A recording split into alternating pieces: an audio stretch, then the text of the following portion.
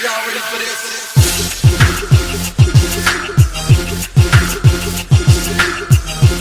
That slick southpaw, undefeated super featherweight, Gary Russell Jr.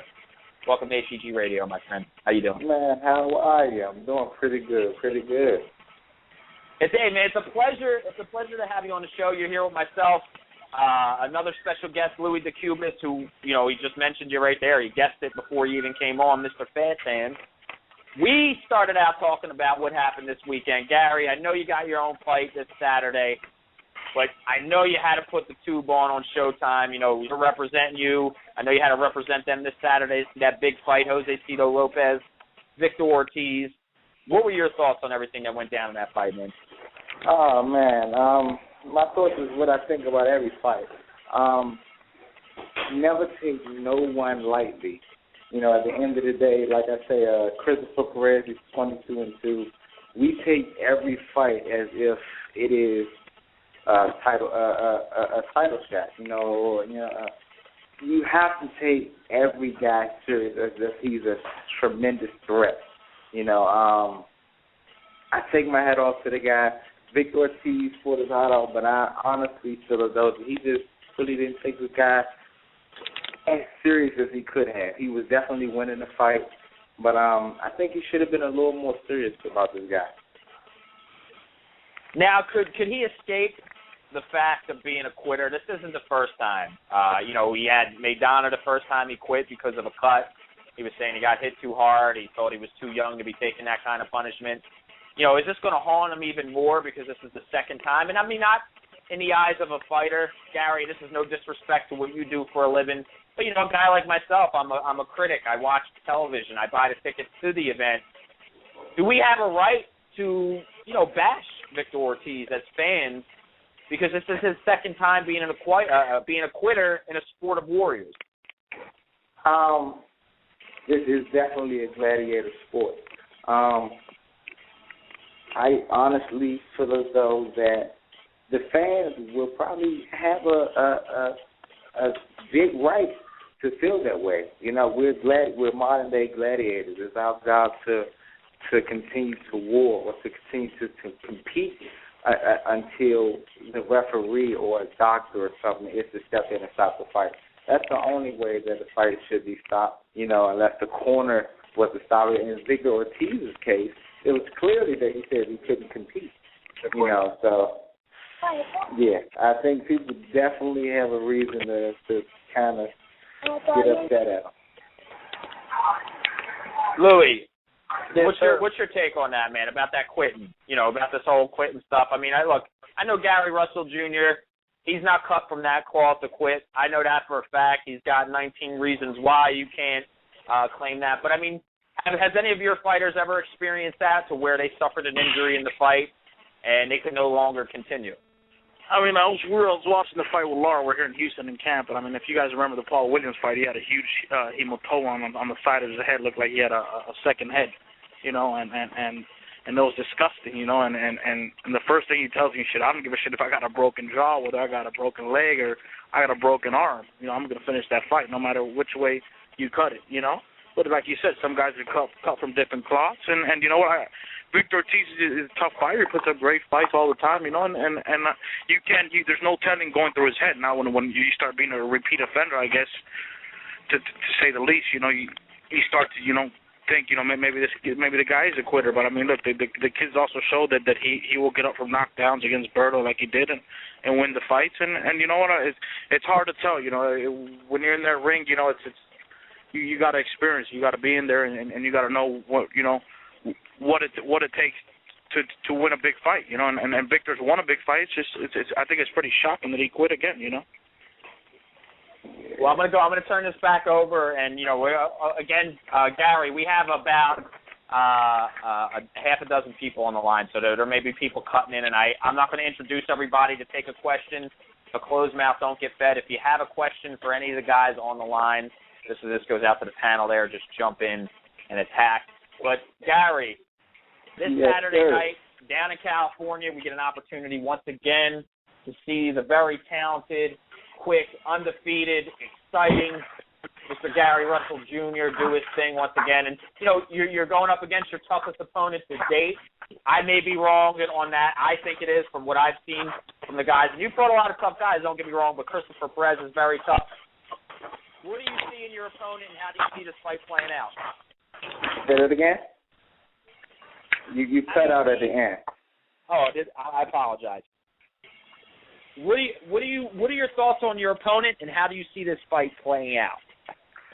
Oh, man, my thoughts on Christopher Perez, I think he's a good fighter. I think that he suffers from the same syndrome that a lot of other fighters suffer from, is basically being one-dimensional.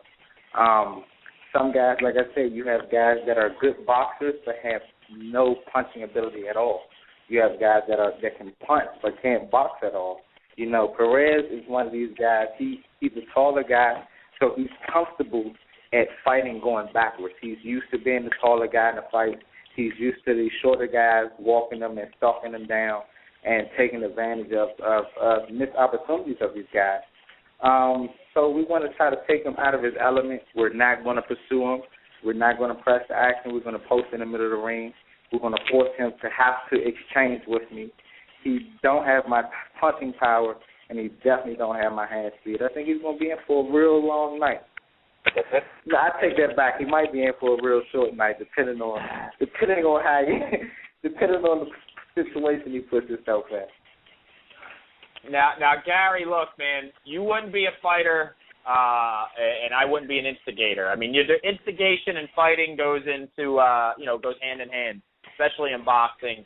And I'm not trying to take your focus off this Saturday night, but I got to mention another person who I think, myself, I definitely see this, and I know some of the boxing public sees this, that you and another gentleman who's in the same division, around the same weight class, you guys seem to be on a collision course. You both competed on nationally televised events together, just not against each other. We actually spoke to him on this very show about 2-3 months ago, I'm not sure, and we mentioned you. You know, obviously it's my job to mention the collision course that seems inevitable, and I'm talking Gary Russell Jr. and Adrian Broner, eventually the irresistible force and the immovable object colliding and going down. And I'll tell you like this, Adrian Broner, you know, wasn't a humble guy. I want to get your thoughts on this, Gary. He wasn't a humble guy. He was mentioning something, I'm not in this game for Gary Russell. Gary Russell's my co-star. And I'm not quoting. It's similar to that. And he didn't seem to be any problem. But what's your thoughts on a potential collision with you and Adrian Broner somewhere down the line? And your thoughts on Adrian Broner, period? My thoughts on him, I think he's a little cocky, but what fighter really isn't in some sort of way? If they aren't cocky, it's somewhat hidden. You have to have some level of confidence within yourself. I feel as though Broner, he's a good fighter. Once again, he's one of these other fighters that I feel as though suffers from that same thing as far as being one-dimensional. He's a good puncher. Strong, but he has a lot of little flaws. As far as us competing, I'm a gladiator. I'm a warrior. You know, I'm a gladiator. I'm a warrior. I'm willing to compete against anybody out there that feels as though they're better than me in my division. Point blank, plain and simple. Now, how would it go down? I don't know. And one of the reasons why we are managed by the same people, Al Heyman. So that's one of the little things. But we never know. Money talks. Money definitely talks. Who wins the fight? Who wins the fight and why, Gary? Oh, most definitely I win the fight. I feel I'm more of a well-rounded fighter. Even in the amateurs, we all came up in the amateurs together. The silver gloves, golden gloves, national tournaments, stuff of this forth. I was that guy that always won these tournaments. I was the guy that won the silver gloves. I was the guy that won the golden gloves nationals. I was the guy that won the U.S. championships 3 or 4 times. I was the athlete of the year in 2005, the first to qualify in the Olympics from the United States in 2008. Adrian Broner was one of these guys who was who will lose in the semifinals or give the champion a tough match but couldn't quite cut it. You know, sometimes these guys tend to kind of do good as professionals, but that doesn't change the fact that the pedigree, based on the fact that I was always a winner. This is something new to him, being a winner, you know, on a consistent basis on that level. You know, so I can understand why he would be real boastful or loud and cocky about stuff. Sometimes people don't know how to act when they receive things. So that could definitely play a part. But yeah, man, we always ready. We always we never duck anybody. But anyone who gets in the ring with me at the end of the night, they will find out that I'm superior. Yeah. Hey, Gary, let me ask you a question, man. This is Michael Doss. I want to ask you, you were talking about Brunner going up in amateurs with him, you know, having a lot of history there back in the day. I know, you know, a lot of people say amateurs really doesn't matter what you do in the pros. It's a learning step. But, you know, is there anything, even way back then, it's been a while, but have you seen anything out of the amateurs that Brunner still carries to the pros with him that you could capitalize on if you're a father? Most definitely. With majority of fighters, I mean, you can go from Sugar Ray Leonard to Thomas Hearns to all Mike Tyson. All of these great fighters, they were great as amateurs as well. You know, these were the guys that was always on the top of the food chain in the amateur game. You know, the style pretty much. I fight the exact same way I fight when I was an amateur. The only difference is actually getting used to the no headgear, the smaller gloves, trying to be a little more poised, selecting your punches a little more better. That's the difference. But the fighting style of the fighter is still the same. You know, it's the same car, just change the tires a little bit. You know, so everything is basically repeating itself. I think when he gets in there with a real seasoned fighter, a good boxer, someone with good hand speed, good pop, and just a well-rounded fighter, he's gonna be in for a long night. He's somewhat reckless. He can punch.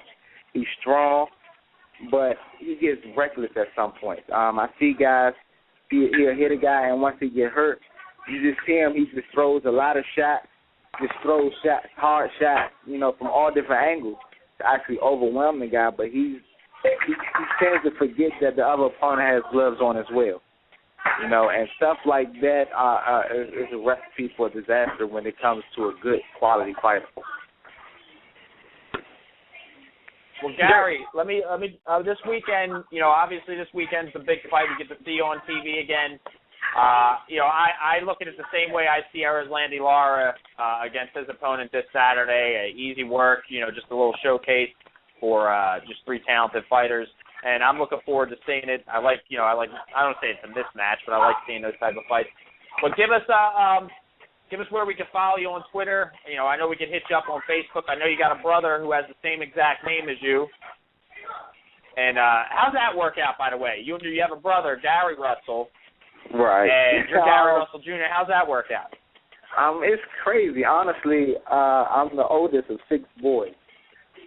Every last one of our names is Gary. And the crazy thing about it, I'm the only one that goes by Gary. Everyone else goes by their middle name. You know, everyone is called by their middle name. A lot of people ask, well, if I come in the house and say Gary, will everybody look? You know, but I would honestly, me or my dad would be the only one that would answer. My other brothers, they answer to their middle name. Showtime needs to get on that, though. They need to get on there and do a little special about, you know, all the Gary Russells and get into that. Hopefully they do something before Saturday night. But, Gary, man, it's an honor.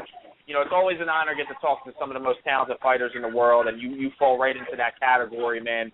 And we appreciate your time. It's Mr. Gary Russell on Twitter, if I'm not mistaken, correct?